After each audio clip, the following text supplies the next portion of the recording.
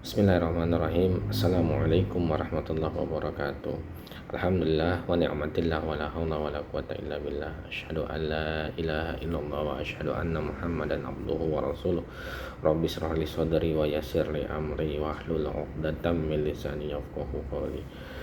Teman-teman saudaraku semua yang dirahmati Allah, saat ini kita sedang banyak mendengar atau sedang viral berita-berita informasi tentang pesugihan, baik pesugihan-pesugihan yang dilakukan di tempat-tempat lain atau yang saat ini sedang viral, sedang booming beritanya adalah pesugihan di Gunung Kawi. Pesugihan di Gunung Kawi yang dilakukan oleh beberapa artis ataupun pejabat yang ada di Indonesia.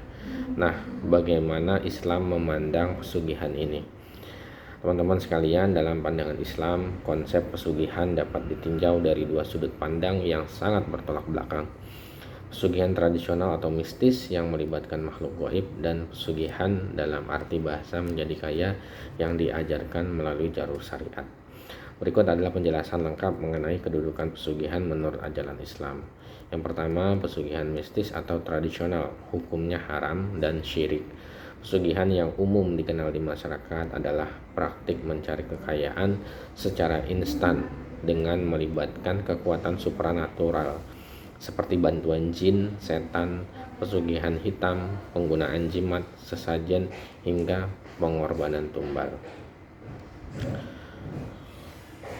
Dalam Islam, praktik ini hukumnya mutlak haram dan termasuk dosa syirik besar, karena dia bisa satu, merusak akidah. Islam mengajarkan prinsip tauhid, yaitu keyakinan bahwa hanya Allah Subhanahu wa Ta'ala satu-satunya zat yang maha pemberi rezeki. Menggantungkan harapan, meminta kekayaan, atau takut kepada selain Allah seperti jin atau dukun dapat merusak fondasi iman. Yang berikutnya, dosa yang tidak diampuni. Syirik merupakan dosa paling besar dalam Islam yang jika pelakunya meninggal sebelum bertobat, dosanya tidak akan diampuni oleh Allah Subhanahu wa Ta'ala. Yang ketiga adalah fenomena istidraj. Jika pelaku pesugihan terlihat menjadi kaya raya, hal tersebut bukanlah sebuah berkah, melainkan istidraj. Istidraj adalah jebakan berupa kenikmatan duniawi yang sengaja Allah berikan kepada orang-orang yang bermaksiat agar mereka semakin tersesat dan mendapat azab yang pedih di akhirat kelak. Fatifillah rahimakumullah. Yang kedua adalah pesugihan Islami. Nah, ada ternyata pesugihan Islami, ialah amalan pembuka pintu rezeki. Secara bahasa, kata pesugihan berasal dari kata dasar sugih yang berasal dari bahasa Jawa yang berarti kaya. Jika yang dimaksud adalah cara agar menjadi kaya dan berkah sesuai tuntunan agama, Islam memiliki konsep tersendiri yang sering disebut oleh para ulama sebagai jalur langit.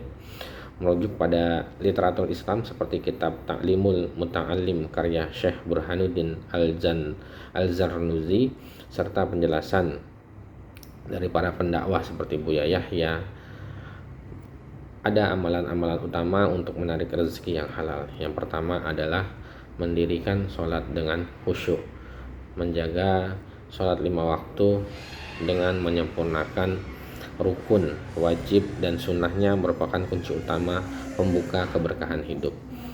Yang kedua adalah merutinkan sholat duha. Sholat sunnah duha dikenal sebagai ibadah yang sangat efektif untuk memohon kelaparan rezeki kepada Allah Subhanahu wa Ta'ala. Yang ketiga, membaca surat-surat pilihan, membaca surat Al-Waqiah terutama di malam hari, surat Al-Muluk, surat Al-Muzammil, dan surat Al-Insyirah dipercaya kuat dapat menjauhkan seseorang dari kefakiran atau kemiskinan. Kemudian memperbanyak istighfar dan sedekah. Allah Subhanahu wa Ta'ala berjanji dalam Al-Quran bahwa siapa saja yang memperbanyak istighfar akan dibukakan pintu rezeki dari langit. Begitu pula dengan bersedekah yang sejatinya melipat gandakan harta, bukan menguranginya. Berikutnya adalah menjaga wudhu atau selalu dalam keadaan suci. Berada dalam kondisi suci dipercaya dapat menjaga aliran energi positif dan keberkahan rezeki dalam keseharian. Kesimpulannya, Islam sangat melarang keras segala bentuk pesugihan yang menggunakan perantara makhluk gaib atau ritual mistis, karena itu adalah bentuk kemusyrikan. Cara terbaik dan satu-satunya yang dibenarkan untuk meraih kekayaan dalam Islam adalah dengan mengkombinasikan ikhtiar bumi, bekerja secara halal, bekerja keras, dan ikhtiar langit, berdoa, beribadah, dan bertawakal kepada Allah Subhanahu wa taala. Wallahu a'lam bishawab. Semoga mudah-mudahan ini bisa kembali menyadarkan kita, wa tawassaw bil haq wa tawassaw bil shawab, saling mengingatkan dalam ketaatan dan keberimanan kepada Allah Subhanahu wa taala. Mudah-mudahan video ini bermanfaat. Assalamualaikum warahmatullahi wabarakatuh.